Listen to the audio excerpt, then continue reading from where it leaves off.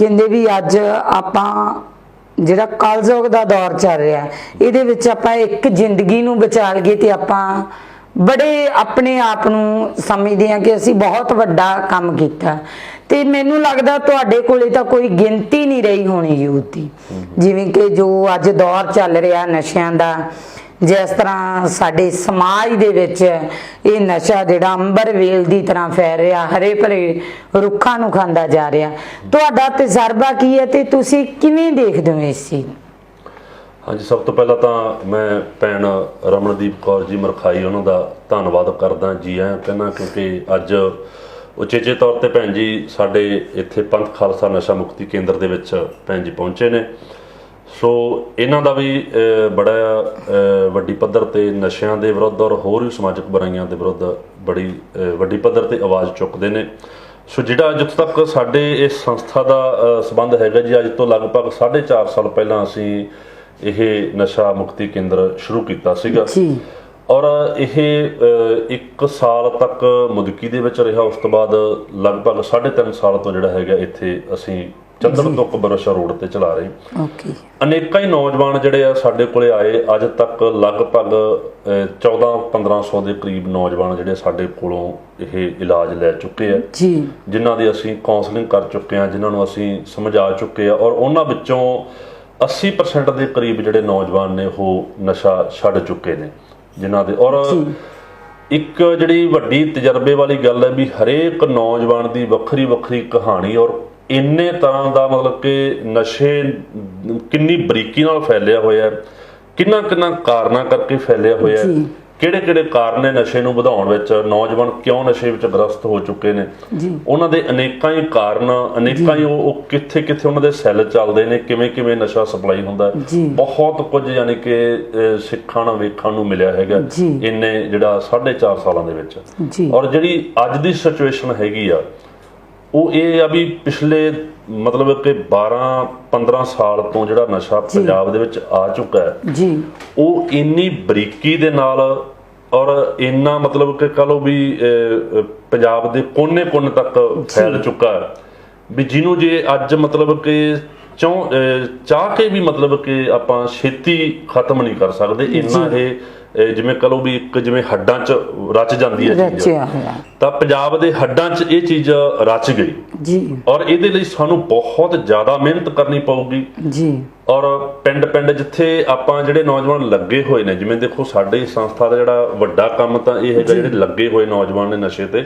ਉਹਨਾਂ ਨੂੰ ਨਸ਼ੇ ਤੋਂ ਬਚਾਉਣਾ, ਉਹਨਾਂ ਦਾ ਟ੍ਰੀਟਮੈਂਟ ਕਰਵਾਉਣਾ, ਉਹਨਾਂ ਨੂੰ ਮਤਲਬ ਉਹਨਾਂ ਦੀ ਕਾਉਂਸਲਿੰਗ ਕਰਨੀ, ਉਹਨਾਂ ਨੂੰ ਉਹਨਾਂ ਦਾ ਮੁੜ ਵਸੇਬਾ ਕਰਨਾ, ਉਹਦੇ ਵਾਸਤੇ ਅਸੀਂ ਜਿਹੜਾ ਵੱਡੀ ਪੱਧਰ ਤੇ ਕੰਮ ਕਰ ਰਹੇ। ਔਰ ਇਸ ਤੋਂ ਇਲਾਵਾ ਵੀ ਜਾਣੀ ਕਿ ਜਿਹੜੇ ਹੋਰ ਨੌਜਵਾਨ, ਜਿਹੜੇ ਕੋਈ ਨਵੇਂ ਨੌਜਵਾਨ ਕਿਸੇ ਨਸ਼ੇ ਤੇ ਲੱਗ ਨਾ ਜਾਣ, ਉਹਨਾਂ ਨੂੰ ਬਚਾਉਣ ਲਈ ਵੀ ਆਪਾਂ ਨੂੰ ਵੱਡੀ ਪੱਧਰ ਤੇ ਜਿਹੜਾ ਹਮਲਾ ਮਾਰਨਾ ਪਊਗਾ। ਬਹੁਤ ਵੱਡੇ ਉਪਰਾਲੇ ਕਰਨ ਦੀ ਲੋੜ, ਪਹਿਲਾਂ ਤੋਂ ਹੀ ਇੱਕ ਜਿਵੇਂ ਸੁਰੱਖਿਆ ਦਾਇਰਾ ਜਿਹੜਾ ਸਾਨੂੰ ਉਹ ਬਣਾਉਣਾ ਪਊਗਾ ਤਾਂ ਜੋ ਨੌਜਵਾਨ ਨਸ਼ੇ ਤੇ ਲੱਗ ਨਾ ਜਾਣ, ਕਿਉਂਕਿ ਇਹ ਬੜੀ ਬਰੀਕੀ ਨਾਲ ਫੈਲ ਚੁੱਕਿਆ ਤੇ ਇਹਨੂੰ ਮਤਲਬ ਕਿ ਬੜੀਆਂ ਇਹਦੀਆਂ ਤੰਦਾਂ ਜਿਹੜੀਆਂ ਪੰਜਾਬ ਦੇ ਵਿੱਚ ਫੈਲੀਆਂ ਹੋਈਆਂ ਨੇ। ਅੱਛਾ ਵੀਰ ਜੀ, ਇੱਕ ਚੀਜ਼ ਹੋਰ ਡਿਸਟ੍ਰਿਕਟ ਬਠਿੰਡਾ ਦੇ ਪਿੰਡ ਦੇ ਵਿੱਚੋਂ ਸਾਹਮਣੇ ਆਈ ਆ, ਉਹ ਚੀਜ਼ ਇਹ ਆਈ ਹੈ, ਕਹਿੰਦੇ ਵੀ ਨਸ਼ੇ ਜਿਵੇਂ ਕਿ ਤੁਸੀਂ ਦੱਸਿਆ ਵੀ ਡਿਫਰੈਂਟ ਤਰੀਕੇ ਨੇ, 1500 ਦੇ ਕਰੀਬ ਯੂਥ ਤੁਹਾਡੇ ਕੋਲੇ ਆ ਚੁੱਕਿਆ ਨੌਜਵਾਨ, ਪਰ ਹਰ ਇੱਕ ਦੀ ਕਹਾਣੀ ਜਿਹੜੀ ਉਹ ਵੱਖਰੀ ਆ ਤੇ ਹਰ ਇੱਕ ਦਾ ਮੈਨੂੰ ਲੱਗਦਾ ਡਰੱਗ ਲੈਣ ਦਾ ਤਰੀਕਾ ਵੀ ਵੱਖਰਾ ਹੋਏਗਾ। ਤੇ ਸੋ ਜੇ 1500 ਦੀ ਗੱਲ ਕਰੀਏ ਤਾਂ 1500 ਤਰੀਕੇ ਤਾਂ ਸਿੱਧੇ ਤੌਰ ਤੇ ਹੀ ਸਾਡੇ ਸਾਹਮਣੇ ਆਉਂਦੇ ਨੇ, ਪਰ ਇੱਕ ਚੀਜ਼ ਹੋਰ ਚੱਲ ਰਹੀ ਹੈ ਜਿਹੜੀ ਕਿ ਪਿਛਲੇ ਕੁਝ ਦਿਨਾਂ ਤੋਂ ਆਈ ਹੈ। ਕਹਿੰਦੇ ਵੀ ਹੁਣ ਜਿਹੜੇ ਸਪਲਾਇਰ ਆ, ਅੱਗੇ ਬਿੱਟ ਕੋਈ ਬਿੱਟ ਵੱਜਦੀ ਆ, ਬਿੱਟ ਦੇ ਤਹਿਤ ਜਿਹੜਾ ਉਹ ਸਪਲਾਈ ਕਰਦੇ ਸੀਗੇ ਆਪਣੇ ਕਸਟਮਰ ਨੂੰ, ਕਹਿੰਦੇ ਵੀ ਹੁਣ ਉਹ ਸਰੰਜ ਭਰ ਕੇ ਦੇਣ ਲੱਗ ਗਏ, ਨੀਡਲ ਤੇ ਸਰੰਜ। ਉਹਦੇ ਉੱਤੇ ਵੀ ਬਹੁਤ ਵੱਡੇ ਸਵਾਲ ਮੈਡੀਕਲ ਲਾਈਨ ਤੋਂ ਵੀ ਉੱਠਦੇ ਆ ਤੇ ਸਮਾਜਿਕ ਪੱਧਰ ਤੋਂ ਵੀ। ਇਹ ਚੀਜ਼ ਨੂੰ ਤੁਸੀਂ ਕਿਸ ਤਰ੍ਹਾਂ ਦੇਖਦੇ? ਇਹ ਮਤਲਬ ਚਲੋ ਸਾਹਮਣੇ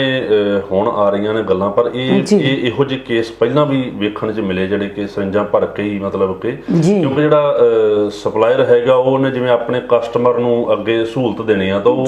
ਆਲਰੇਡੀ ਉਹਨੂੰ ਸਰੰਜ ਵੀ ਨਾਲ ਹੀ ਸਪਲਾਈ ਕਰਦਾ ਔਰ ਨਾਲ ਹੀ ਸਾਰਾ ਕੁਝ ਉਹ ਦੇ ਦਿੰਦਾ। ਪਰ ਇਹਦਾ ਇੱਕ ਬੜਾ ਮਾਰੂ ਪ੍ਰਭਾਵ ਪ੍ਰਭਾਵ ਜਿਹੜਾ ਸਿਰਿੰਜ ਉਹਨੂੰ ਪਿੱਛੋਂ ਹੀ ਮਤਲਬ ਕਿ ਮਿਲ ਰਹੀ ਹੈਗੀ ਆ। ਹੁਣ ਜਿਹੜਾ ਸਪਲਾਇਰ ਹੈਗਾ ਜਾਂ ਜਿਹੜਾ ਵੇਚਣ ਵਾਲਾ ਹੈਗਾ ਉਹਨੇ ਉਹ ਸਿਰਿੰਜ ਕਿੱਥੋਂ ਲਈ, ਕਿਵੇਂ ਲਈ, ਉਹਦੀ ਜਿਹੜੀ ਨੀਡਲ ਹੈਗੀ ਆ ਉਹ ਮਤਲਬ ਕਿ ਅਨਟੱਚ ਹੈਗੀ ਆ ਜਾਂ ਮਤਲਬ ਕਿ ਜਾਂ ਉਹ ਪਹਿਲਾਂ ਪ੍ਰੀਕਿੰਗ ਹੋ ਚੁੱਕੀ ਆ, ਕੀ ਹੋਇਆ ਜਾਂ ਪਹਿਲਾਂ ਯੂਜ਼ ਕੀਤੀ ਹੋਈ ਆ, ਹਨਾ। ਤੇ ਬਹੁਤ ਥਾਵਾਂ ਤੇ ਮਤਲਬ ਕਿ ਇਦਾਂ ਦੇ ਕੇਸ ਹੁਣ ਜਿੰਨੇ ਵੀ ਨੌਜਵਾਨ ਆਉਂਦੇ ਜਦੋਂ ਉਹਨਾਂ ਦੇ ਟੈਸਟ ਹੁੰਦੇ ਨੇ ਤਾਂ HCV ਪੋਜ਼ਿਟਿਵ, HIV ਪੋਜ਼ਿਟਿਵ ਵੱਡੀ ਪੱਧਰ ਤੇ ਮਤਲਬ ਕਿ ਮਿਲ ਰਹੇ ਨੇ। HCV ਦੇ ਤਾਂ ਬਹੁਤ ਜ਼ਿਆਦਾ ਕੇਸ ਮਿਲਦੇ ਨੇ ਜਿਹੜਾ ਕਿ ਇੱਕ ਦੂਜੇ ਦੀ ਸਿਰਿੰਜ ਯੂਜ਼ ਕਰਨ ਦੇ ਨਾਲ ਹੁੰਦੇ ਜੀ। ਔਰ ਇਹ ਬੜੀ ਮਤਲਬ ਖਤਰਨਾਕ ਉਹਦਾ ਉਹ ਸਿਰਿੰਜਾਂ ਦੇ ਰਾਹੀਂ ਮਤਲਬ ਕਿ ਮਿਲ ਰਹੇ ਆ। ਔਰ ਕਈ ਨੌਜਵਾਨ ਜਿਹੜੇ ਆ ਇੱਕ ਸਿਰਿੰਜ ਦੇ ਵਿੱਚ ਜਿਵੇਂ ਉਹਨਾਂ ਨੇ ਭਰ ਲਿਆ ਔਰ ਉਸੇ ਨੂੰ ਹੀ ਮਤਲਬ ਅੱਗੇ ਦੇ ਅੱਗੇ ਉਹ ਜਿਵੇਂ ਇੱਕ ਨੇ ਲਾ ਲਿਆ, ਦੂਜੇ ਨੇ ਲਾ ਲਿਆ, ਤੀਜੇ ਨੇ ਲਾ ਲਿਆ, ਉਹ ਉਸੇ ਨਾਲ ਹੀ ਮਤਲਬ ਕਿ ਸਾਰੇ ਉਹ ਲਾ ਰਹੇ ਨੇ। ਤਾਂ ਉੱਥੋਂ ਜਿਹਨੂੰ ਇੱਕ ਨੂੰ ਮਤਲਬ ਕਿ HCV ਪੋਜ਼ਿਟਿਵ ਹੈਗਾ ਤਾਂ ਉਹ ਦੂਜਿਆਂ ਨੂੰ ਵੀ ਨਾਲ ਦੇ ਨਾਲ ਹੋ ਜਾਂਦਾ, ਵੰਡ ਰਿਹਾ। ਅੱਛਾ, ਇੱਕ ਚੀਜ਼ ਵਿੱਚ ਹੋਰ ਆ, ਇਹ ਦੇਖੋ ਮੇਰੇ ਖੁਦ ਦੇ ਹਸਬੈਂਡ ਜੀ ਜਿਹੜਾ ਤਰੀਕਾ ਹੁਣ ਮੈਂ ਤੁਹਾਨੂੰ ਦੱਸਣ ਜਾ ਰਹੀ ਹਾਂ ਉਹਨਾਂ ਦੀ ਮੌਤ ਵੀ ਇਸੇ ਤਰੀਕੇ ਨਾਲ ਹੋਈ ਜਿਸ ਤਰ੍ਹਾਂ ਕਿ ਵੀਰ ਜੀਆਂ ਨੇ ਹੁਣ ਦੱਸਿਆ, ਸਤਨਾਮ ਸਿੰਘ ਚੰਦਰ ਜੀ ਨੇ, ਕਿ ਇੱਕ ਸਿਰੰਜ ਨੂੰ ਭਰ ਲੈਂਦੇ ਨੇ ਤੇ ਉਹ ਡੋਜ਼ ਆ ਜਿਹੜੀ ਜਿਵੇਂ 1 cc ਆ 1.5 ਆ ਗਿਆ, 2.5 ਆ ਗਿਆ, 3.5 ਆ ਗਿਆ। ਸੋ ਉਹਦੇ ਉੱਪਰ ਹੀ ਜਿਹੜਾ ਸਿਰੰਜ ਦੇ ਉੱਪਰ ਹੀ ਉਹ ਰਿਟਰਨ ਦੇ ਵਿੱਚ ਹੁੰਦਾ। ਤੇ ਮੇਰੇ ਹਸਬੈਂਡ ਨੇ ਮਗਰੋਂ ਪਤਾ ਲੱਗਦਾ ਕਿਉਂਕਿ ਉਸ ਟਾਈਮ ਤੇ ਤਾਂ ਦੁਨੀਆ ਉਜੜ ਗਈ ਸੀ, ਹਨਾ। ਬਾਅਦ ਦੇ ਵਿੱਚ ਜਦੋਂ ਉਹਦੀ ਮੈਂ ਖੋਜ ਕੀਤੀ ਤਾਂ ਪਤਾ ਚੱਲਿਆ ਮੈਨੂੰ ਕਿ ਉਹ ਇੱਕ ਸਿਰੰਜ ਭਰੀ ਹੋਈ ਸੀ, 2 ਜਾਣਿਆਂ ਨੇ ਉਹ ਡੋਜ਼ ਨੂੰ ਲੈਣਾ ਸੀ, ਹਾਫਲੀ ਦੋਨਾਂ ਦੀ ਲੜਾਈ ਹੁੰਦੀ ਆ। ਲੜਾਈ ਦੇ ਦੌਰਾਨ ਜਿਹੜੀ ਉਹ ਪ੍ਰੀਕਿੰਗ ਆ ਉਹ ਜ਼ਿਆਦਾ ਹੋ ਜਾਂਦੀ ਹੈ ਤੇ ਉਹ ਹਾਰਟ ਨੂੰ ਬਲਾਸਟ ਕਰਤਾ ਜੀ, ਮੇਨ ਰੀਜ਼ਨ ਜਿਹੜਾ ਮੇਰੇ ਹਸਬੈਂਡ ਦੀ ਡੈਥ ਆ ਸੀ। ਉਸ ਤੋਂ ਬਾਅਦ ਅਨੇਕਾਂ ਕੇਸ ਆਏ ਸਾਡੇ ਸਾਹਮਣੇ। ਪੱਲੇ ਮੇਗੇ ਨੂੰ ਲੈ ਲਿਓ, ਡਿਸਟ੍ਰਿਕਟ ਫਿਰੋਜ਼ਪੁਰ ਦੇ ਵਿੱਚ ਦੌਲੇ ਵਾਲਾ ਪਿੰਡ ਨੂੰ ਲੈ ਲਓ ਤੁਸੀਂ,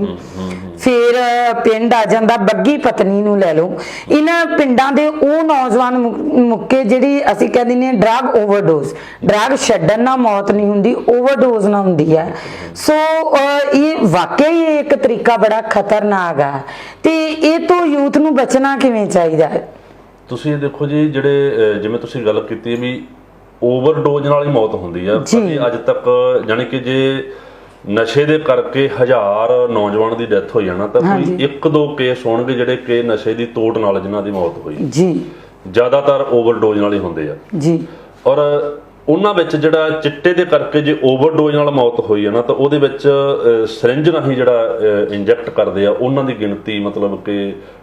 80 ਤੋਂ 90 ਪੰਨੀ ਨਾਲੋਂ ਸਿਰਿੰਜ ਜ਼ਿਆਦਾ, ਪੰਨੀ ਨਾਲੋਂ ਜਿਹੜਾ ਸਿਰਿੰਜ ਦੇ ਨਾਲ ਜਿਹੜੀ ਮੌਤ ਹੁੰਦੀ। ਕਿਉਂਕਿ ਜਿੰਨੇ ਵੀ ਅੱਜ ਤੱਕ ਮੈਂ ਓਵਰਡੋਜ਼ ਦੇ ਕੇਸ ਸੁਣੇ ਆ ਜਿੱਥੇ ਵੀ ਕਿਤੇ ਦੇਖੀਦਾ ਵੀ ਉੱਥੇ ਓਵਰਡੋਜ਼ ਆ ਉਹ ਜ਼ਿਆਦਾਤਰ ਸਿਰਿੰਜ ਨਾਲ ਹੀ ਹੁੰਦੇ ਹੈਗੇ ਕਿਉਂਕਿ ਉਹਦੇ ਵਿੱਚ ਇਹਨਾਂ ਨੂੰ ਕੋਈ ਲਿਮਿਟ ਤਾਂ ਪਤਾ ਨਹੀਂ ਹੁੰਦੀ ਵੀ ਕਿੱਦਾਂ ਕਿੰਨੀ ਲਾਉਣੀ ਆ, ਕਿੱਦਾਂ ਲਾਉਣੀ ਆ। ਬਹੁਤ ਜ਼ਿਆਦਾ ਉਹਦੇ ਵਿੱਚ ਜਿਹੜਾ ਹੈਗਾ ਉਹ ਕਈ ਵਾਰੀ ਉਹਦੀ ਕੁਆਲਿਟੀ ਕਿੱਦਾਂ ਦੀ ਆਈ ਆ, ਕਿਉਂਕਿ ਇਹ ਕਿਹੜਾ ਕਿਸੇ ਅਥਾਰਟੀ ਨਾਲ ਬਣਾਇਆ ਕਿੱਦਾਂ, ਮਤਲਬ ਉਹ ਬਣਾਉਣ ਵਾਲੇ ਨੇ ਉਹਦੇ ਵਿੱਚ ਕੀ ਮਿਲਾਤਾ, ਕੀ ਅੱਗ ਸਵਾਹ ਦੇ ਵਿੱਚ ਪਾਤੀ, ਤਾਂ ਉਹ ਜਦੋਂ ਨੌਜਵਾਨ ਉਹਨੂੰ ਲਾਊਗਾ ਉਹਦੇ ਨਾਲ ਓਵਰਡੋਜ਼ ਆਟੋਮੈਟਿਕ ਮਤਲਬ ਹੁੰਦਾ। ਤੇ ਬਹੁਤ ਨੌਜਵਾਨ ਘਰਾਂ ਦੇ ਘਰ ਮਤਲਬ ਕਿ ਇਸ ਚੀਜ਼ ਨੇ ਉਜਾੜੇ। ਮਾਲਵਾ ਖੇਤਰ ਤੇ ਇਹਦਾ ਪ੍ਰਭਾਵ ਬਹੁਤ ਜ਼ਿਆਦਾ ਜੀ। ਮਤਲਬ ਕਿ ਤੁਸੀਂ ਜਿਵੇਂ ਕੁਝ ਗਿਣਤੀ ਦੇ ਪਿੰਡਾਂ ਦੇ ਨਾਮ ਲਏ ਆ, ਮੇਰੇ ਖਿਆਲ 'ਚ ਜਿਸ ਤੱਕ ਮੈਨੂੰ ਅੰਦਾਜ਼ਾ ਹੈਗਾ ਵੀ ਜੇ ਕੱਲੇ ਮਾਲਵੇ ਦੀ ਆਪਾਂ ਗੱਲ ਕਰੀਏ ਨਾ ਤਾਂ ਮੇਰੇ ਖਿਆਲ 'ਚ ਮੈਨੂੰ ਨਹੀਂ ਲੱਗਦਾ ਵੀ ਕੋਈ ਪਿੰਡ ਇਹੋ ਜਿਹਾ ਹੋਊਗਾ ਜਿੱਥੇ ਜਿਹਦੀ ਅਸੀਂ ਉਦਾਹਰਨ ਦੇ ਸਕਦੇ ਹੋਗੇ ਸਮਾਜ 'ਚ ਵੀ ਇਹ ਪਿੰਡ ਨਸ਼ਾ ਹੈ, ਨੌਜਵਾਨ ਨਸ਼ੇ ਦੀ ਓਵਰਡੋਜ਼ ਨਾਲ ਨਹੀਂ ਮਰਿਆ। ਹਰੇਕ ਪਿੰਡ ਵਿੱਚ ਇਹ ਆ ਵੀ ਕਿਤੇ ਵੱਧ ਹੋਣਗੇ, ਕਿਤੇ ਘੱਟ ਹੋਣਗੇ, ਕਿਤੇ 1 ਹੋਣਗੇ, ਕਿਤੇ 2 ਹੋਣਗੇ, ਕਿਤੇ 10 ਹੋਣਗੇ, ਕਿਤੇ 20 ਹੋਣਗੇ, ਹੈਨਾ। ਪਰ ਕਿਤੇ ਨਾ ਕਿਤੇ ਪਿੰਡ ਦੇ ਵਿੱਚ ਉਹ ਓਵਰਡੋਜ਼ ਜ਼ਰੂਰ ਹੋਈ ਹੁੰਦੀ ਆ। ਕਈ ਵਾਰੀ ਇਹ ਵੀ ਹੁੰਦਾ ਵੀ ਓਵਰਡੋਜ਼ ਨਾਲ ਬੱਚਿਆਂ ਦੀ, ਨੌਜਵਾਨਾਂ ਦੀ ਮੌਤ ਹੋਈ ਹੁੰਦੀ ਪਰ ਮਾਂ-ਬਾਪ ਵੀ ਕਈ ਵਾਰੀ ਉਸ ਚੀਜ਼ ਨੂੰ ਲੁਕੋ ਲੈਂਦੇ ਆ ਕਿਉਂਕਿ ਉਹਨੂੰ ਉਹ ਆਪਣੀ ਬੇਇੱਜ਼ਤੀ ਸਮਝਦੇ ਆ ਵੀ ਜੇ ਮੇਰੇ ਬੱਚੇ ਦੀ ਮੌਤ ਓਵਰਡੋਜ਼ ਨਾਲ ਹੋਈ ਆ ਤਾਂ ਉਹ ਉਹਦੇ ਵਿੱਚ ਆਪਣੀ ਇਨਸਲਟ ਮੰਨਦੇ ਹੋਏ ਉਹਨੂੰ ਲੁਕੋ ਲੈਂਦੇ ਆ। ਇਦਾਂ ਦੇ ਵੀ ਕਾਰਨ ਆ ਜਾਂਦੇ। ਅੱਛਾ ਵੀਰ ਜੀ, ਦੇਖੋ ਸਰਕਾਰਾਂ ਤਾਂ ਜ਼ਿੰਮੇਵਾਰ ਹੈ ਹੀ ਕਿਉਂਕਿ ਜਿਹੜੀਆਂ ਪੰਜਾਬ ਨੂੰ ਚਲਾ ਰਹੇ ਨੇ, ਪੰਜਾਬ ਦੇ ਪ੍ਰਸ਼ਾਸਕ ਨੇ, ਨੈਚੁਰਲੀ ਉਹਨਾਂ ਨੂੰ ਇਹ ਵੀ ਪਤਾ ਵੀ ਇਹ ਕਿੱਥੋਂ ਦੀ ਸਪਲਾਈ ਹੋ ਰਿਹਾ, ਕਿੱਥੋਂ ਦੀ ਆ ਰਿਹਾ, ਕਿਵੇਂ ਆ ਰਿਹਾ। ਕਿ ਇਹਦੇ ਵਿੱਚ ਮਾਂ-ਬਾਪ ਵੀ ਉਨੇ ਹੀ ਭਾਗੀਦਾਰ ਆ ਕਿ ਦੇਖੋ ਜਿਸ ਤਰ੍ਹਾਂ ਅੱਜ ਇੰਟਰਨੈਟ ਦਾ ਦੌਰ ਆ ਗਿਆ, ਭਾਈਚਾਰਕ ਸਾਂਝਾਂ ਟੁੱਟ ਗਈਆਂ, ਬਜ਼ੁਰਗਾਂ ਦਾ ਆਪਣੇ ਬੱਚਿਆਂ ਦਾ ਬਜ਼ੁਰਗਾਂ ਦੇ ਨਾਲ ਪਿਆਰ ਨਹੀਂ ਰਹਿ ਗਿਆ। ਅੱਗੇ ਸਾਡੇ ਬਾਬੇ ਦਾਦਿਆਂ ਕੋਲੇ ਮੰਜੀਆਂ ਡਾਉਣੀਆਂ, ਪਿੰਡਾਂ ਦੀਆਂ ਸੱਥਾਂ ਦੀਆਂ ਰੌਣਕਾਂ ਨੇ। ਕੀ ਇਹ ਵੀ ਮੇਨ ਮੇਜਰ ਰੀਜ਼ਨ ਤਾਂ ਨਹੀਂ ਰਹਿ ਗਿਆ ਵੀ ਅਸੀਂ ਯੂਥ ਨੂੰ ਉਹਨਾਂ ਰਿਸ਼ਤਿਆਂ ਵੱਲੋਂ ਮੋੜ ਲਿਆ ਤੇ ਯੂਥ ਇੱਧਰ ਨੂੰ ਆ ਗਿਆ, ਬੇਰੁਜ਼ਗਾਰੀ ਵੀ ਵੱਧ ਗਈ, ਬੜੇ ਇਸ ਤਰ੍ਹਾਂ ਦੇ ਜਿਹੜੇ ਇੱਕ ਲਿਵਿੰਗ ਰਿਲੇਸ਼ਨਸ਼ਿਪ ਵਿੱਚ ਆ ਗਿਆ, ਬੜੀਆਂ ਇਸ ਤਰ੍ਹਾਂ ਦੀਆਂ ਚੀਜ਼ਾਂ ਸਾਹਮਣੇ ਆ ਰਹੀਆਂ। ਦੇਖੋ ਜੀ, ਦੇਖੋ ਕਾਰਨ ਨਸ਼ੇ ਤੇ ਲੱਗਣ ਦੇ ਅਨੇਕਾਂ ਹੀ ਕਾਰਨ ਨੇ। ਹਾਂਜੀ, ਪਰ ਜੇ ਆਪਾਂ ਉਹਦੇ ਵਿੱਚੋਂ ਇਹ ਮੰਨੀਏ ਮਤਲਬ ਕਿ ਵੀ ਸਭ ਤੋਂ ਵੱਡਾ ਕਾਰਨ ਕਿਹੜਾ, ਜਾਂ ਆਪਾਂ ਜੋ ਇੱਕ ਦੋ ਕਾਰਨ ਆਪਾਂ ਦੇਖਣੇ ਹੁਣ ਵੀ ਆਹ ਜਿਹੜੇ ਆ ਵੱਡੇ ਕਾਰਨ ਜੀ, ਤਾਂ ਉਹਦੇ ਵਿੱਚ ਜਿਹੜਾ ਤੁਸੀਂ ਦੱਸਿਆ ਹੈਗਾ ਵੀ ਮੇਰੇ ਜਿਹੜੀ ਸੋਚ ਮੁਤਾਬਕ ਜਾਂ ਜਿੰਨਾ ਕੁ ਮੈਂ ਦੇਖਿਆ ਹੈਗਾ ਜੀ, ਵੀ ਸਭ ਤੋਂ ਵੱਡਾ ਕਾਰਨ ਹੀ ਇਹ ਹੈ ਜਿਹੜਾ ਇੱਕ ਜਨਰੇਸ਼ਨ ਗੈਪ ਪੈ ਗਿਆ, ਜਿਹੜਾ ਮਤਲਬ ਕਿ ਇੱਕ ਮਾਂ-ਬਾਪ ਨੇ, ਮਾਪਿਆਂ ਨੇ ਆਪਣੇ ਬੱਚਿਆਂ ਦੇ ਨਾਲ ਡਿਸਕਸ਼ਨ ਨਹੀਂ ਕੀਤੀ ਹੈਗੀ ਜੀ। ਕਿਉਂਕਿ ਦੇਖੋ ਜਦੋਂ ਤੁਹਾਡਾ ਬੱਚਾ ਹੈਗਾ, ਤੁਸੀਂ ਉਹਨੂੰ ਆਪਣੇ ਸੰਸਕਾਰ, ਆਪਣੀ ਸੋਚ, ਆਪਣੀ ਵਿਚਾਰਧਾਰਾ, ਆਪਣਾ ਮਤਲਬ ਕਿ ਜੋ ਵੀ ਸੱਭਿਆਚਾਰ ਉਹਨੂੰ ਨਹੀਂ ਦਿਓਗੇ ਤਾਂ ਉਹ ਬੱਚਾ ਜਿਹਦੇ ਵੀ ਟੱਚ ਵਿੱਚ ਆਊਗਾ, ਜਿਨ੍ਹਾਂ ਲੋਕਾਂ ਦੇ ਨਾਲ ਉਹ ਵਿਚਰੂਗਾ, ਉਹਨਾਂ ਦਾ ਸੱਭਿਆਚਾਰ, ਉਹਨਾਂ ਦਾ ਰਹਿਣ ਸਹਿਣ, ਉਹਨਾਂ ਦੀਆਂ ਆਦਤਾਂ, ਉਹਨਾਂ ਦੀ ਸੋਚ, ਉਹਨਾਂ ਦੇ ਵਿਚਾਰ ਉਹ ਮਤਲਬ ਕਿ ਗ੍ਰਹਿਣ ਕਰੂਗਾ। ਤੇ ਇਹ ਬਹੁਤ ਵੱਡਾ ਮਤਲਬ ਕਿ ਕਾਰਨ ਹੈਗਾ ਜਿਹੜਾ ਅਸੀਂ ਆਪਣੇ ਬੱਚਿਆਂ ਤੋਂ ਅਲੱਗ ਹੋ ਗਏ। ਅਸੀਂ ਉਹਨਾਂ ਦੀ ਨਿਗਰਾਨੀ ਨਹੀਂ ਕੀਤੀ, ਅਸੀਂ ਉਹਨਾਂ ਨੂੰ ਸਕੂਲ ਕਾਲਜ ਭੇਜਤਾ, ਅਸੀਂ ਦੇਖਿਆ ਨਹੀਂ ਬੱਚਾ ਸਕੂਲ ਜਾ ਰਿਹਾ ਕਿ ਨਹੀਂ ਜਾ ਰਿਹਾ, ਕਾਲਜ ਜਾ ਰਿਹਾ ਕਿ ਨਹੀਂ ਜਾ ਰਿਹਾ, ਕਿਸੇ ਆਈਲੈਟਸ ਸੈਂਟਰ ਦੇ ਵਿੱਚ ਉਹ ਜਾ ਰਿਹਾ ਕਿ ਨਹੀਂ ਜਾ ਰਿਹਾ, ਕਿੱਥੇ ਜਾ ਰਿਹਾ, ਕਿਸ ਤਰ੍ਹਾਂ ਦੇ ਲੋਕਾਂ ਨਾਲ ਰਹਿ ਰਿਹਾ, ਕਿੱਦਾਂ ਦੀ ਸੰਗਤ ਕਰ ਰਿਹਾ। ਅਸੀਂ ਸਿਰਫ ਜੇ ਬੱਚੇ ਨੇ ਪੈਸੇ ਮੰਗੇ, ਡੈਡੀ ਮੈਨੂੰ ਇੰਨੇ ਪੈਸੇ ਚਾਹੀਦੇ ਨੇ, ਚੁੱਕ ਕੇ ਪੈਸੇ ਫੜਾਤੇ, ਇਹ ਨਹੀਂ ਪੁੱਛਿਆ ਬੇਟਾ ਤੂੰ ਪੈਸੇ ਕਰਨੇ ਕੀ ਨੇ, ਕਿੱਥੇ ਵਰਤਣੇ ਆ, ਕੀ ਕਰਨਾ, ਕੀ ਖਾਣਾ, ਕੀ ਪੀਣਾ। ਮਤਲਬ ਕਿ ਜਿਹੜਾ ਇਹ ਕੁਝ ਮਾਪਿਆਂ ਦਾ ਵੀ ਇਹਦੇ ਵਿੱਚ ਬੜਾ ਵੱਡਾ ਕਸੂਰ ਆਪਾਂ ਕਹਿ ਸਕਦੇ ਹਾਂ, ਜਿਨ੍ਹਾਂ ਨੇ ਬਿਨਾਂ ਸੋਚੇ ਵਿਚਾਰੇ ਬੱਚਿਆਂ ਨੂੰ ਸਿਰਫ ਜਿਹੜਾ ਉਹਨਾਂ ਨੇ ਸਿਰਫ ਆਪਣੇ ਕੰਮ ਧੰਦੇ ਵੱਲੇ, ਆਪਣੀ ਕਮਾਈ ਵੱਲੇ ਧਿਆਨ ਰੱਖਿਆ ਤੇ ਜਾਂ ਆਪਣੇ ਉਹ ਵੀ ਐਸ਼ੋ ਆਰਾਮ ਵਿੱਚ ਪੈ ਰਹੇ, ਤੇ ਬੱਚੇ ਜਿਹੜੇ ਆ ਉਹ ਜਿੱਦਾਂ ਦੀ ਉਹਨਾਂ ਨੂੰ ਸੰਗਤ ਮਿਲੀ ਅੱਗੇ ਜੋ ਵੀ ਹੈ, ਕਿਉਂਕਿ ਘਰੋਂ ਮਾਂ-ਬਾਪ ਦਾ ਪਿਆਰ ਨਹੀਂ ਮਿਲਿਆ, ਸੋਸਾਇਟੀ ਦਾ ਜਿਹੜਾ ਅਸਰ ਆ ਉਹਨਾਂ ਬੱਚਿਆਂ ਤੇ, ਮਾਂ-ਬਾਪ ਤੋਂ ਸੰਸਕਾਰ ਨਹੀਂ ਮਿਲੇ, ਮਾਂ-ਬਾਪ ਤੋਂ ਪਿਆਰ ਨਹੀਂ ਮਿਲਿਆ, ਤਾਂ ਸੋਸਾਇਟੀ ਜਿੱਥੇ ਉਹਨਾਂ ਨੂੰ ਪਿਆਰ ਮਿਲਦਾ ਜਾਂ ਜਿੱਥੋਂ ਉਹਨਾਂ ਨੂੰ ਕੋਈ ਸੰਗਤ ਮਿਲਦੀ ਹੈ ਉੱਥੇ ਉਹ ਗਏ, ਉਹੋ ਜਿਹੇ ਲੋਕਾਂ ਦੀ ਸੋਚ ਉਹਨਾਂ ਨੇ ਅਪਣਾ ਲਈ। ਉਹ ਵੀ ਇੱਕ ਬੜਾ ਵੱਡਾ ਕਾਰਨ ਜਿਹਦੇ ਇੱਕ ਮਤਲਬ ਕਿ ਦੂਜਾ ਵੱਡਾ ਕਾਰਨ ਜਿਹੜਾ ਹੈਗਾ, ਮੈਂ ਉਹ ਇਹ ਮੰਨਦਾ ਹੈਗਾ ਵੀ ਜਿਹੜਾ ਸੱਭਿਆਚਾਰ ਦੇ ਨਾਂ ਤੇ ਗੰਦ ਪਿਆ ਜੀ, ਜਿਹਦੇ ਵਿੱਚ ਅਸ਼ਲੀਲਤਾ ਬਹੁਤ ਵੱਡੀ ਹੈ, ਗਾਣਿਆਂ ਨੇ, ਗੀਤਾਂ ਨੇ ਮਤਲਬ ਕਿ ਬਹੁਤ ਸਾਡੇ ਨੌਜਵਾਨਾਂ ਦੀ ਜਖਣਾ ਪੱਟੀ, ਜਿਹਨਾਂ ਭਾਵੇਂ ਉਹ ਸ਼ਰਾਬ ਤੇ ਲੱਗੇ ਚਾਹੇ ਕਿਸੇ ਵੀ ਨਸ਼ੇ ਤੇ ਲੱਗੇ, ਤਾਂ ਜਿਹੜੀ ਉਹ ਆਸ਼ਕੀ ਸਾਡੇ ਨੌਜਵਾਨਾਂ ਵਿੱਚ ਵੜ ਗਈ ਤੇ ਉਹਨਾਂ ਨੇ ਮਤਲਬ ਕਿ ਵੱਡੀ ਪੱਧਰ ਤੇ ਜਿਹੜਾ ਇਸ ਚੀਜ਼ ਨੂੰ ਕੀਤਾ, ਮਤਲਬ ਉਹ ਚੀਜ਼ ਦਾ ਵੀ ਬੜਾ ਅਸਰ ਵੇਖਣ ਨੂੰ ਮਿਲ ਰਿਹਾ ਹੈ। ਹਰ ਮਤਲਬ ਕਿ ਮੈਂ ਇਉਂ ਕਹਾਂ ਵੀ ਜੇ 3 ਨੌਜਵਾਨ ਨੇ ਤੇ 3 ਵਿੱਚੋਂ ਇੱਕ ਜਿਹੜਾ ਨੌਜਵਾਨ ਉਹ ਇਸ ਚੀਜ਼ ਦਾ ਜ਼ਰੂਰ ਸ਼ਿਕਾਰ ਹੋਇਆ, ਹਰ ਤੀਜਾ ਬੰਦਾ ਇਸ ਚੀਜ਼ ਦਾ ਕਿਤੇ ਇਸ ਚੀਜ਼ ਦਾ ਸ਼ਿਕਾਰ ਹੋਇਆ, ਜਿਹੜਾ ਕਿ ਉਹ ਜੋ ਵੀ ਉਹਨਾਂ ਨੇ ਗੀਤਾਂ ਤੋਂ ਸੁਣਿਆ, ਮੰਨ ਲਓ ਵੀ ਗੁੰਡਾਗਰਦੀ ਜਾਂ ਗੈਂਗਸਟਰ ਬਣਦੇ, ਮਤਲਬ ਕਿ ਹਨਾ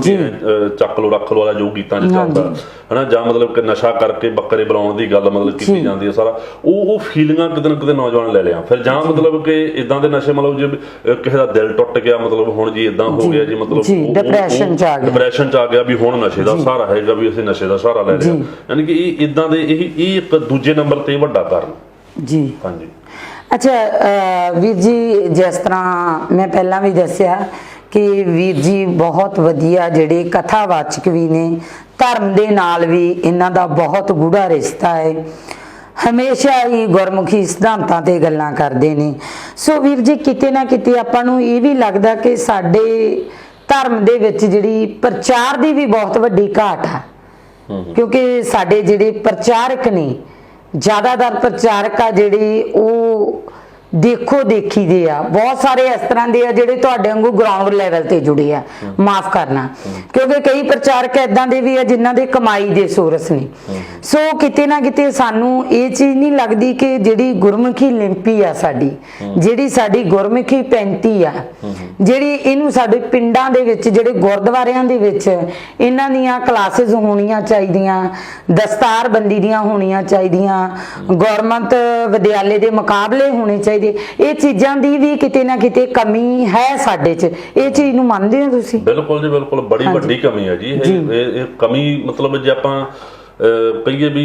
ਕਿਤੇ ਹੈ ਹੀ ਨਹੀਂ, ਮਤਲਬ ਇਹ ਚੀਜ਼ ਆਪਾਂ ਜੋ ਸੋਚਦੇ ਹਾਂ ਜਾਂ ਆਪਾਂ ਗੱਲ ਕਰਦੇ ਹਾਂ, ਇਹ ਚੀਜ਼ਾਂ ਹੈ ਹੀ ਨਹੀਂ ਸਾਡੇ। ਮਤਲਬ ਜੇ ਇੱਕ ਜਿਵੇਂ ਗੁਰਦੁਆਰਾ ਸਾਹਿਬ ਇੱਕ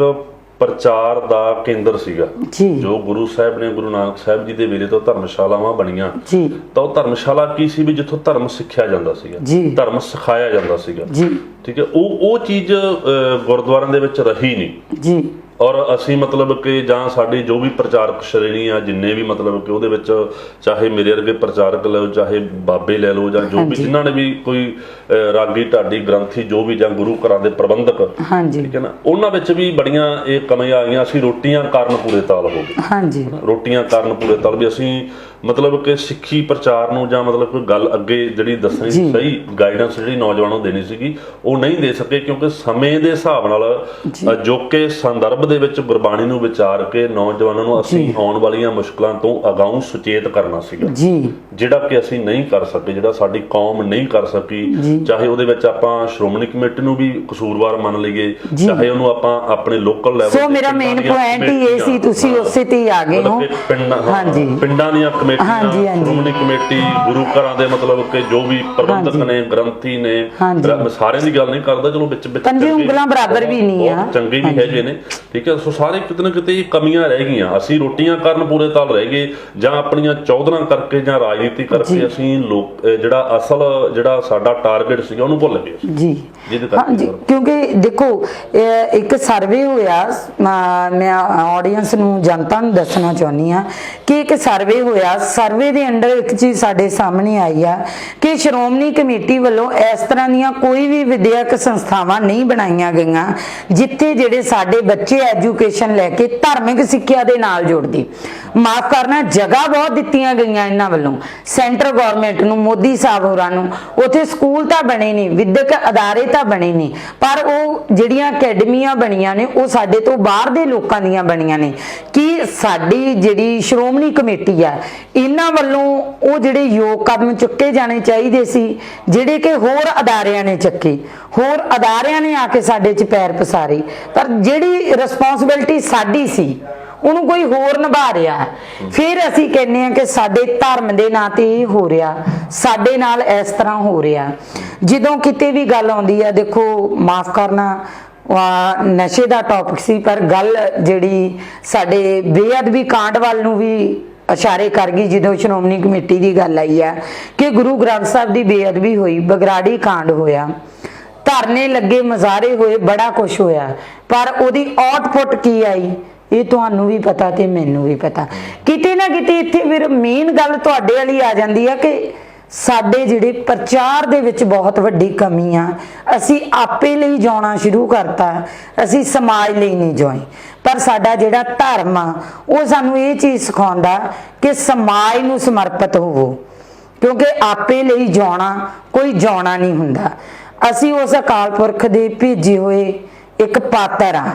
ਨਾਵਲਕਾਰ ਰਚਨਕਾਰ ਉਹ ਖੁਦ ਆ ਤੇ ਜਿਸ ਦਿਨ ਅਸੀਂ ਆਪਦਾ ਰੋਲ ਅਦਾ ਕਰਤਾ ਜ਼ਿੰਦਗੀ ਆ ਜਿਹੜੀ ਸਾਡੀ ਜਿਹੜਾ ਸਾਡਾ ਸੰਸਾਰ ਆ ਸੰਸਾਰ ਦੇ ਉੱਤੇ ਅਸੀਂ ਇੱਕ ਰੋਲ ਅਦਾ ਕਰਨ ਆਏ ਆ ਇੱਕ ਸਾਡਾ ਪਲੇਟਫਾਰਮ ਆ ਤੇ ਜਿਸ ਦਿਨ ਸਾਡਾ ਰੋਲ ਅਦਾ ਹੋ ਗਿਆ ਅਸੀਂ ਇਸ ਦੁਨੀਆ ਤੋਂ ਰੁਖਸਤ ਹੋਣਾ ਕੂਚ ਕਰਕੇ ਜਾਣਾ ਪਰ ਜੇ ਸਾਡੀ ਸੋਚ ਚੰਗੀ ਆ ਸਾਡੀ ਸੋਚ ਦੇ ਵਿੱਚ ਕੋਈ ਖੋਟ ਨਹੀਂ ਤਾਂ ਮੈਨੂੰ ਲੱਗਦਾ ਜਾਨ ਤੋਂ ਬਾਅਦ ਦੁਨੀਆ ਦੀ ਜਿਹੜੀ ਤੁਸੀਂ ਜ਼ੁਬਾਨ ਤੇ ਸ਼ਬਦਾਵਲੀ ਰੂਪ ਦੇ ਵਿੱਚ ਜਿਉਂਦੇ ਰਹਿ ਸਕਦੇ ਹੋ ਕਿਉਂਕਿ ਇਹ ਇਤਿਹਾਸ ਗਵਾਹ ਸਾਡਾ ਸਿੱਖ ਧਰਮ ਸਾਡੇ ਗੁਰੂ ਸਾਹਿਬਾਨ ਇਸ ਚੀਜ਼ ਦੀ ਗਵਾਹੀ ਨਹੀਂ ਸਾਡੇ ਸ਼ਹੀਦ ਸਿੰਘ ਗਵਾਹੀ ਨੇ ਸੋ ਲਾਸਟ ਦੇ ਉੱਤੇ ਤੁਸੀਂ ਜਨਤਾ ਨੂੰ ਕੀ ਮੈਸੇਜ ਦੇਣਾ ਚਾਹੁੰਦੇ ਹੋ ਜੀ ਦੇਖੋ ਜੀ ਮੈਂ ਤਾਂ ਇਹੀ ਗੱਲ ਕਹੂੰਗਾ ਕਿ ਅੱਜ ਜਿਹੜਾ ਨਸ਼ਾ ਇੰਨੀ ਬਰੀਕੀ ਨਾਲ ਫੈਲ ਚੁੱਕਾ ਜੀ ਠੀਕ ਆ ਆਪਾਂ ਨੂੰ ਆਸ ਬਹੁਤ ਸੀ ਹਾਲੇ ਵੀ ਹੈ ਵੀ ਜਿਹੜੀ ਨਵੀਂ ਸਰਕਾਰ ਆਈ ਆ ਇਹ ਬਹੁਤ ਕੁਝ ਕਰੂਗੀ ਕਿਉਂਕਿ ਹਾਲੇ ਆਪਾਂ ਦੇਖ ਰਹੇ ਹਾਂ ਕਿਉਂਕਿ ਹਾਲੇ ਤੱਕ ਕੋਈ ਆਪਾਂ ਨੂੰ ਖਾਸ ਆਊਟਪੁੱਟ ਨਹੀਂ ਮਿਲਿਆ ਵੀ ਨਸ਼ੇ ਦੇ ਪੱਖ ਤੋਂ ਕੋਈ ਹਾਲੇ ਬਹੁਤਾ ਖਾਸ ਰਿਜ਼ਲਟ ਨਹੀਂ ਆਪਾਂ ਨੂੰ ਕੁਝ ਵੀ ਮਿਲਿਆ ਹਾਂ ਇਹ ਕਹਿ ਸਕਦੇ ਵੀ ਜਿਹੜੇ ਕੋਈ ਵੱਡੇ ਸ਼ਰੇਆਮ ਅੱਡੇ ਚੱਲਦੇ ਸੀਗੇ ਉਹ ਥੋੜੇ ਬਹੁਤੇ ਬੰਦ ਹੋਏ ਹਨਾ ਪਰ ਕੋਈ ਵੱਡਾ ਖਾਸ ਰਿਜ਼ਲਟ ਨਹੀਂ ਹਾਲੇ ਤੱਕ ਮਗਰਮੱਛ ਨਹੀਂ ਕੋਈ ਵੱਡਾ ਫੜਿਆ ਉਹ ਚੀਜ਼ ਹਾਲੇ ਹੋਈ ਨਹੀਂਗੀ ਪਰ ਮੈਂ ਇਹ ਕਹੂੰਗਾ ਵੀ ਦੇਖੋ ਜਿੱਥੋਂ ਤੱਕ ਆਪਣਾ